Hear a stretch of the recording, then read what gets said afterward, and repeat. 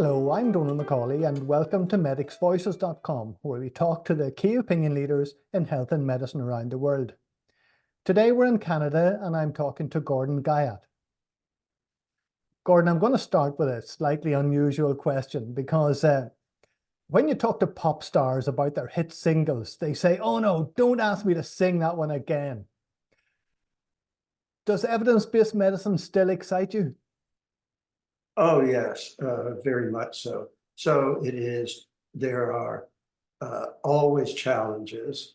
We're still innovating, particularly in what I see as so there's clinical epidemiology and evidence-based medicine are very closely related. So clinical epidemiology is the science behind evidence-based medicine. And we're doing always methodologic innovations in clinical epidemiology, very then informing evidence-based medicine practice. Now, evidence-based medicine as a concept has changed and evolved. Where do you think it's going at the moment? What are the different types of evidence that you see integrated now? There was a recent article that looking at the tensions between public health decision-making and evidence-based medicine. And so that was brought very dramatically to light with the COVID epidemic and the challenges that the public health folks faced.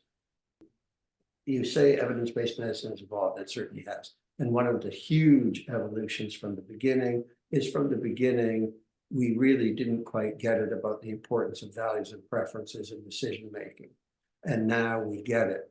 So now within evidence-based medicine, we acknowledge when the evidence is high quality and when the evidence is low quality. And some people who don't understand EBM think that EBM is just about evidence when evidence is high quality. It's just as much about evidence and low quality. And what we emphasize is that values and preferences are important, but they become even more critically important when you're talking with low quality evidence. And so our critiques of the public health were they did not acknowledge the low quality evidence on which they were making their decision, or at least nowhere near as vividly as they should have. And then they did not acknowledge the values and preferences underlying their decisions. So in this article that I was just telling you about, recently published, I was quoted in response to something a public health leader had said, baloney, complete baloney. And what he had said that led to my response was, public health implicitly acknowledged the limitation of the evidence. And he said it's instinct. There's a lot of instinct to it. And that is what I said, baloney, complete baloney to, because the right way to approach this is to acknowledge the low quality evidence and then say, here are the values and preferences underlying our recommendations. So for instance, in one of the things that they got utterly wrong, as I understand it, we're going to close all the schools. We put a low value on the detrimental consequences to learning, particularly for disadvantaged children, and a very high value on preventing any COVID case we can. Those would have been, and then some people might, having acknowledged that, some people might have said, not sure those are the right values and preferences, but the explicit values and preferences. So still within, although we have been writing now over 20 years, highlighting how crucial values and preferences are to evidence-based decision-making, there are still people who seem to remember what it was like in 1990 when it got started, instead of what it's been like in the year 2000 onward, where values and preferences have been central. And the public health officials don't get it, as this article seemed to reflect.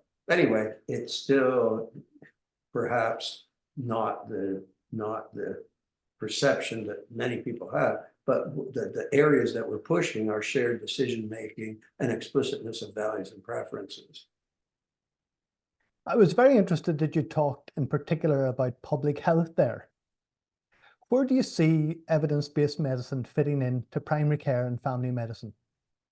Oh, gosh. I'm not a primary care doctor, so I work as a hospital-based general internist, still seeing patients. And so maybe I'm not the best person to talk about it, but I presume primary care practitioners would still like to practice consistent with the best evidence. And one of the other big evolutions in EBM has been the recognition that it is not realistic for most practitioners, both because of lack of time and lack of the fairly advanced training that's necessary to be assessing the literature themselves.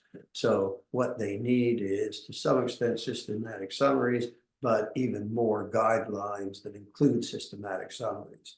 And ideally, what they are able to do is to understand evidence summaries. So a good guideline will say, here's our recommendation. Here is a succinct summary of the evidence that goes with it, and here are the underlying values and preferences.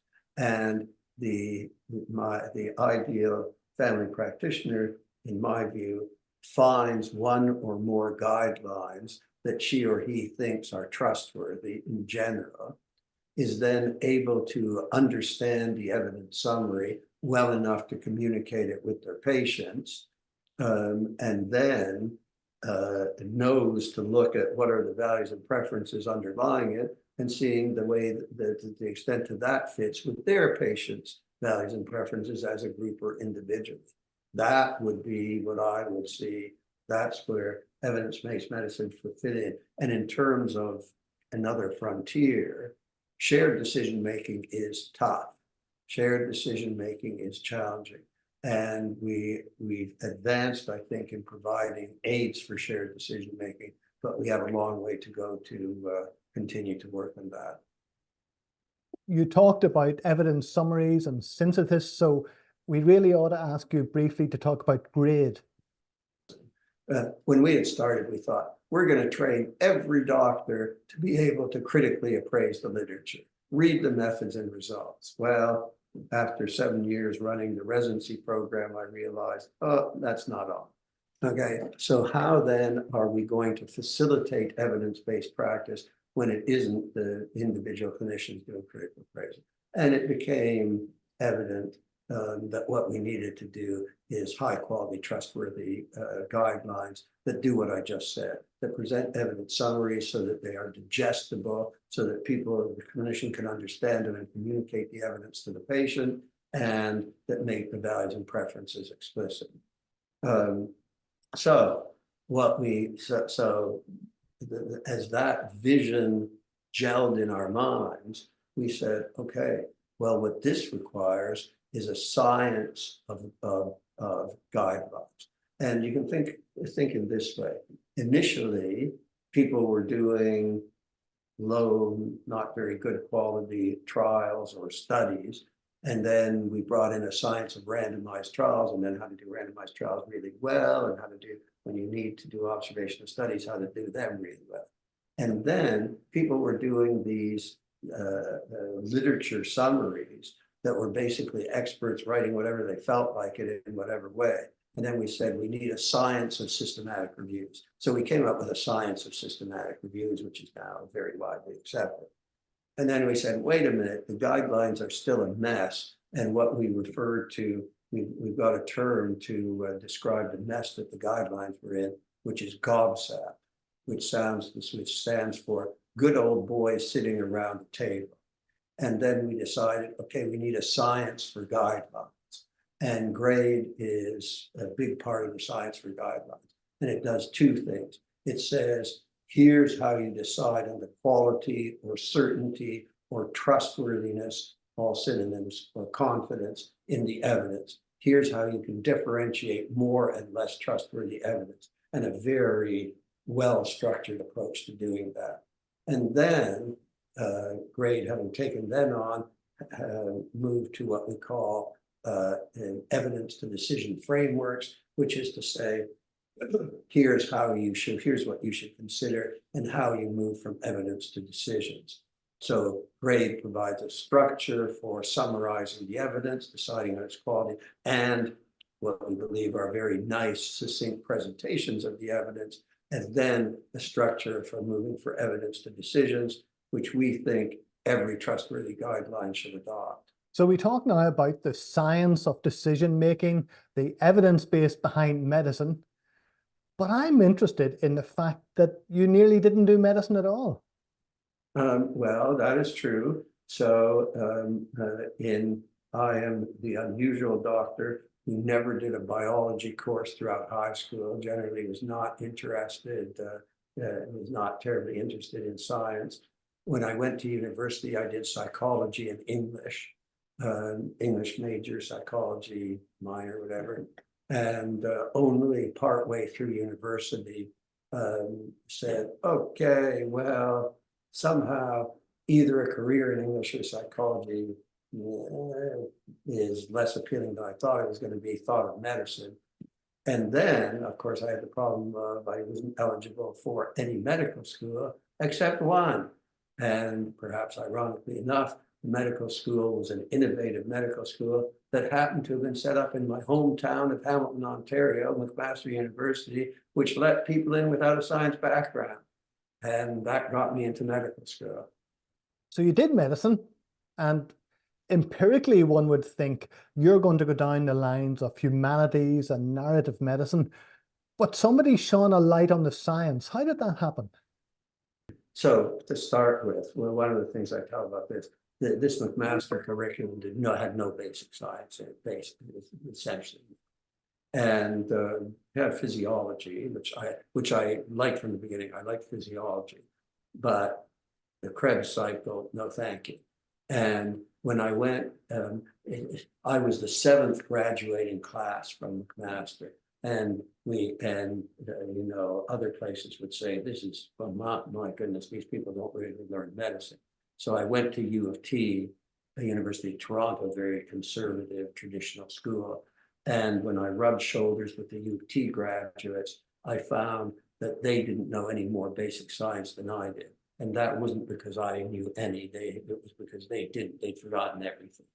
So that part of basic science, which they're still in Toronto, feeding and wasting their students' time on. But the clinical epidemiology is a different type of science, and a science that really, for some reason, immediately appealed to me when I was exposed to it.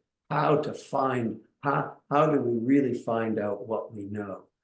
How do we really distinguish between things we know and things we don't know? Was somehow tremendously appealing to me right from the beginning. So let's change tack completely now, because your public and academic persona wouldn't let people know that you have other very different interests in life, because you've talked at one stage about identifying with the disadvantaged. Tell me about that aspect of your philosophy. Well, just in terms of background, my mother was a Czech Jewish concentration camp victim. And I think that definitely influenced my whole perspective on life. But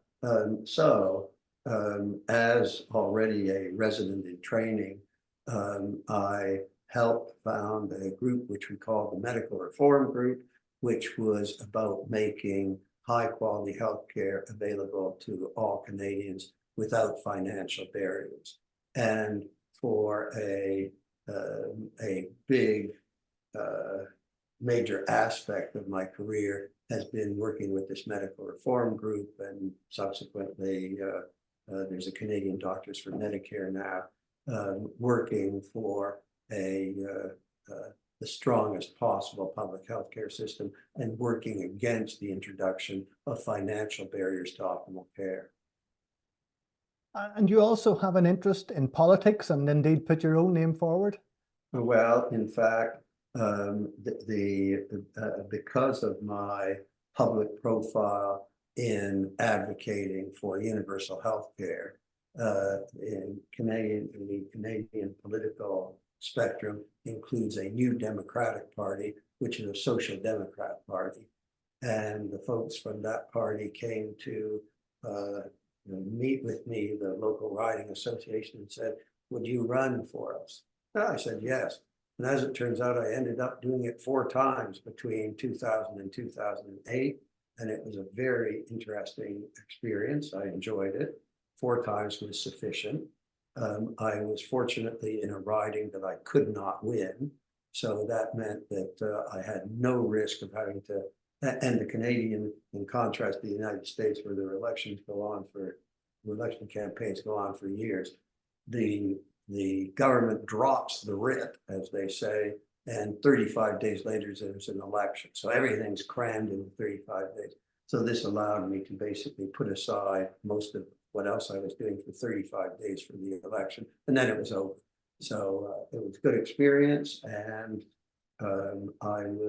I saw it as another, I'm an educator, and with respect to the political stuff, also I've seen myself as an educator, and this gave me an education. Running for in these election campaigns, the way I saw it, gave me an educational platform. Well, you certainly put yourself forward and you've done your bit to change the world. In that context, what role do you think medicine has in social justice? Oh, it goes back to Virchow, medicine is politics writ large. Now, frankly, I don't know what he meant, but if we moved those in the lowest income, typically 5 classes of income, if we moved the health of the people in the low income into the health of the people who have a high income, it would have a bigger health impact than curing cancer. So clearly, if one really understands the real roots of ill health, the roots of ill health are to a very large extent socioeconomic. And the medical profession in general, this medical reform group, it was universal health care, but with a background of what are the real determinants of health. And so an enlightened profession would be advocating for policies that minimize income ratings. That seems clear. As I say, that would have a gigantic impact on the health of the population. Not that organized medicine is ever going to do that, but at least there are elements within organized medicine where I place myself that is pushing in that direction. So we started with a slightly unusual question, and I'm going to finish with another slightly unusual question, because I've heard you said that you are a fan of Malcolm Gladwell's book, Outliers. Yes. Are you an outlier? Yes, absolutely. So here's the essential thing of outliers is it's all good luck. That is the essential thing about outliers. When I was finishing my medical training, the last thing I wanted to do was be a clinical investigator. I wanted to take care of patients. I wanted to teach.